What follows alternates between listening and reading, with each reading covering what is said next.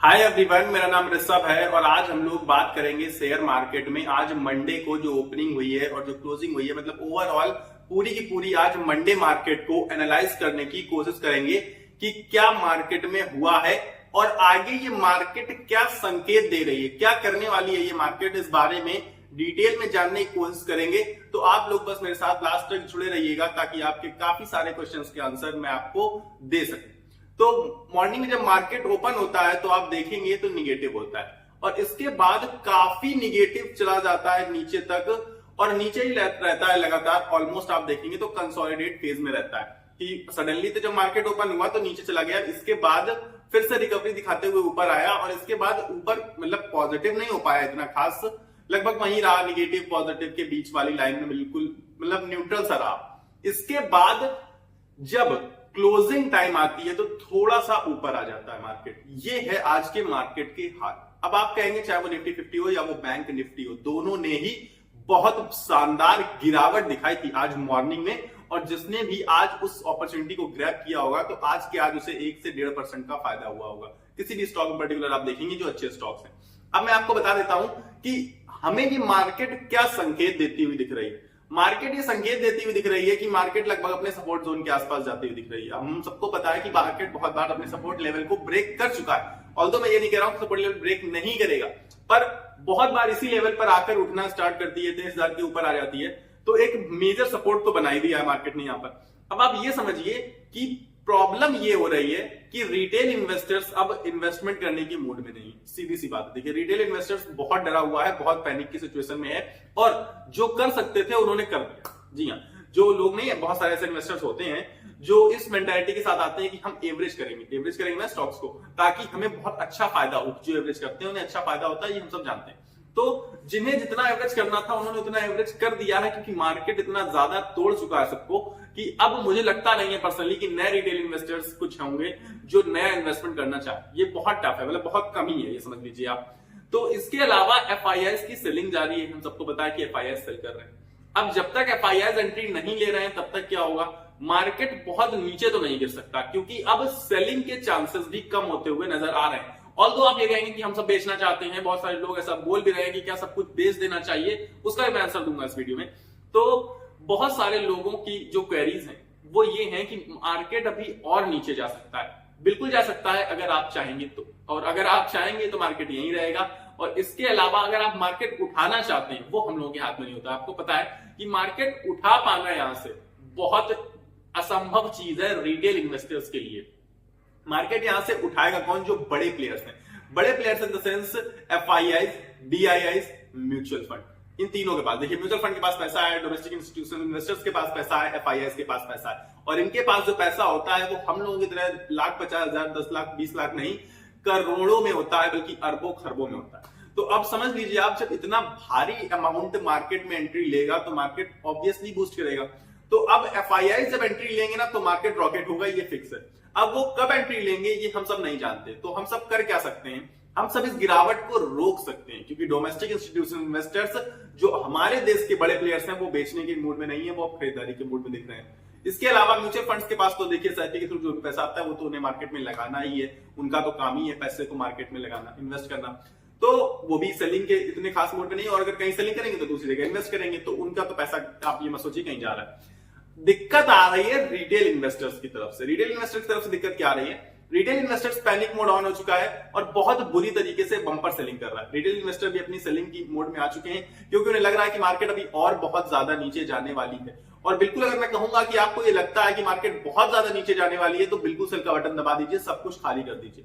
लेकिन आप ये सोच के अगर सेलिंग कर रहे हैं कि बहुत गिरावट आ चुकी है, अब क्या करें, क्या होगा, तो बिल्कुल सेलिंग मत करिए। हाँ, ये अगर आप सोच रहे हैं ना कि ये हो चुका है इतना सब कुछ, अब क्या होगा, तो सेलिंग के कोई ऑप्शन आपको दूर दूर तक नहीं नजर आएगा। क्यों? आप सेलिंग कर रहे हैं उसको देखकर जो हो चुका है, आप उसको देखकर अगर सेलिंग करिए जो होने वाला है। आपको लग रहा है ना कि अगर 20,000 के लेवल को भी ब्रेक कर देगा मार्केट तो अभी सेलिंग बटन दबा दीजिए, कल जैसे ही मार्केट ओपन हो सब कुछ सेल कर दीजिए। लेकिन अगर आपको ये लग रहा है कि मार्केट शायद यहीं रहेगा, अब मार्केट ज्यादा नीचे, आप खुद ही सोचिए कि मार्केट अगर आपको, हाँ वो तो मैंने आपको बताया सिनेरियो कि इतना नीचे जाएगा तो सेल कर दीजिए। अगर आपको कुछ नहीं लग रहा और आप ये सोच रहे हैं कि इतना कुछ हो चुका है इसके बेसिस पर सेल कर रहे हैं तो मत करिए। उसका रीजन बता देता हूं क्यों मत करिए। क्योंकि मार्केट ऑलरेडी बहुत नीचे कहूंगा मैं इसे, हालांकि 13% ही नीचे गई, लेकिन यहां से आपके जो स्टॉक्स है, आपका जो पोर्टफोलियो है वो 25-30% नीचे दिख रहा होगा मोस्टली लोगों का। वैसे 18-20% जो अच्छे इन्वेस्टर्स होंगे 18-20% नीचे होगा। तो अब आप ये समझिए कि 20-25% नीचे है भी, तो यहां से अगर आपने 1 लाख रुपए इन्वेस्ट किया था, कितना हो गया? 75-80 हजार हो गया, 70 हजार हो गया, चलिए मान लेते हैं, ठीक। अब अगर यहां से मार्केट बहुत ज्यादा भी नीचे जाएगा ना, तो 10% अगर नीचे चला गया तो 70 हजार का 10% इन द सेंस 7 हजार, यानी कि 63 हजार की वैल्यू आपकी आ जाएगी। जहां आपने 30 हजार का लॉस झेल लिया, एक बात बता रहा हूं 30% लॉस की, परसेंट की बात कर ले, जहां आपने 30% का लॉस झेल लिया तो वहां थोड़ा सा और सही, और यहां से 10% का मतलब है कि ओवरऑल तो आपका 37% ही हुआ। तो अब आप ये समझिए कि जहां आपने इतना ज्यादा लॉस झेला है वहां थोड़ा और सही। बस अगर आपको ये लग रहा है कि बहुत अभी इससे भी ज्यादा और गिरावट बाकी है, तो सेलिंग बटन आप दबा सकते हैं। और ये जो हम लोगों की सेलिंग है, जो रिटेल इन्वेस्टर्स की पैनिक सेलिंग है, इसकी वजह से मार्केट भी पैनिक में है और मार्केट भी उठ नहीं पा रहा है, मार्केट रिकवरी नहीं दिखा पा रहा है। अगर हम लोग सिर्फ और सिर्फ अपनी सेलिंग यहां पर रोक देना, तो भी मार्केट शायद कंसोलिडेट करता हुआ नजर आएगा, या फिर आज के जैसा थोड़ा बहुत ऊपर पॉजिटिव होता हुआ नजर आ सकता है। ये समझिए आप, और ये समझने वाली चीज है। और मंडे मार्केट अगर पॉजिटिव ओपनिंग देता है तो इसका मतलब है कि फ्राइडे को भी पॉजिटिव ही क्लोजिंग देगा। तो ये बहुत अच्छी चीज है कि आज मार्केट ने पॉजिटिव ओपनिंग दिखाई है। इसके बाद अब देखने वाली बात ये होगी कि आगे का वीक और आगे का टाइम किस तरीके से चलेगा, क्योंकि सिचुएशन बहुत बेहतर नहीं है। इस वजह से हम ये नहीं कह सकते कि एकदम से रैली दिखा देगा मार्केट, पर अगर मार्केट यहां कंसोलिडेट करता है, आधा 1% भी पूरे वीक में बढ़ता है, तो ये मैं बहुत बेहतर चीज मानता हूं, क्योंकि मार्केट 5 से 6 महीने से लगातार पैनिक सिचुएशन में है, बहुत ज्यादा दबाव झेल रहा है। तो इस दबाव को झेलने के लिए इसे थोड़ा बहुत ही उभरता हुआ मान लीजिए कि डॉट गेम खेलने से अच्छा है कि सिंगल डबल खेले, तो ये बेहतर होगा कि थोड़ा बहुत मार्केट बेहतर तरीके से चलता है इस वीक, तो ये ज्यादा बेहतर होगा हमारे लिए।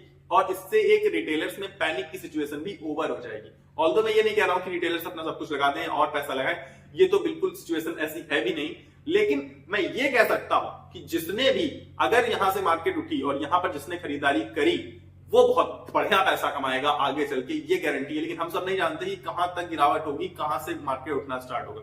इसीलिए अभी ज्यादातर देखिए चीजें ये हो सकती हैं कि आप बाई करने के लिए पैसा नहीं है, आप सेल करेंगे तो और पैनिक क्रिएट होगा और मार्केट नीचे चला जाएगा। इससे बेहतर पता है क्या, सबसे बेहतर कि आप होल्ड करके बैठे, चुपचाप कुछ मत करिए, आराम से बैठ के देखिए। हालांकि ये काफी मुश्किल होता है, लेकिन करके देखिए, शायद अच्छा होगा, और अच्छा होगा आपके लिए भी और मार्केट के लिए भी अच्छा होगा अगर आप इस सिनेरियो को फॉलो करने की कोशिश करते हैं तो। फिलहाल अगर आप आज उठाकर देखेंगे तो थोड़ी थोड़ी चीजें पॉजिटिव थी, चाहे वो बैंक निफ्टी हो, चाहे वो हमारा निफ्टी 50 हो। लेकिन मैं ऐसा कहूंगा कि बहुत सारे बैंक ऐसे पोजीशन में आ चुके हैं जहां पर आपको उनमें खरीदारी करनी चाहिए। ऑल्दो मैं बाई सेल रेटिंग नहीं दे सकता। एसबीआई बैंक मुझे बहुत अच्छी सिचुएशन लग रहा है रेगुलर बेसिस पर। वो देखिए अभी आज ही रिसेंटली उसने अपना 52 वीक लो बनाया था, हालांकि थोड़ा सा ऊपर बंद हुआ।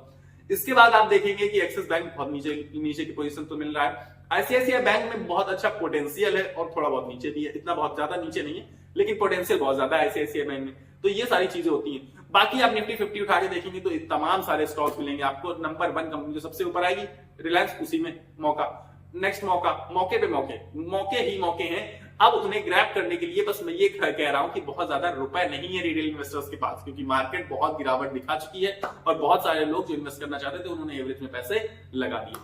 तो ये थी मेरी तरफ से आज की सिनेरियो, और आगे का भी आपको प्लान बताया है कि क्या मार्केट कर सकता है। तो फिलहाल मेरे पास इस वीडियो में इतना ही है। अगर आप सभी को वीडियो पसंद आए तो वीडियो को लाइक कर देना और चैनल को सब्सक्राइब करके मेरे साथ जुड़ जाना, ताकि आपको वीडियोस मिलते रहे मेरे थ्रू, क्योंकि मैं स्टॉक एनालिसिस भी करता हूं, आईपीओ एनालिसिस भी करता हूं, ओवरऑल पूरी की पूरी शेयर मार्केट को एनालिसिस करता हूं, आप ये समझ लीजिए। तो अगर आप चाहते हैं मेरी तरफ से न्यूज और वीडियोस, तो आप चैनल को सब्सक्राइब करके नीचे सब्सक्राइब का बटन आ रहा होगा, दबा लीजिए और मेरे साथ जुड़ जाइए। मिलेंगे अगले वीडियो में, लेकिन तब तक के लिए आपको अपनी सेहत का ख्याल रखना है। स्वस्थ रहिए, मस्त रहिए। नमस्कार, धन्यवाद।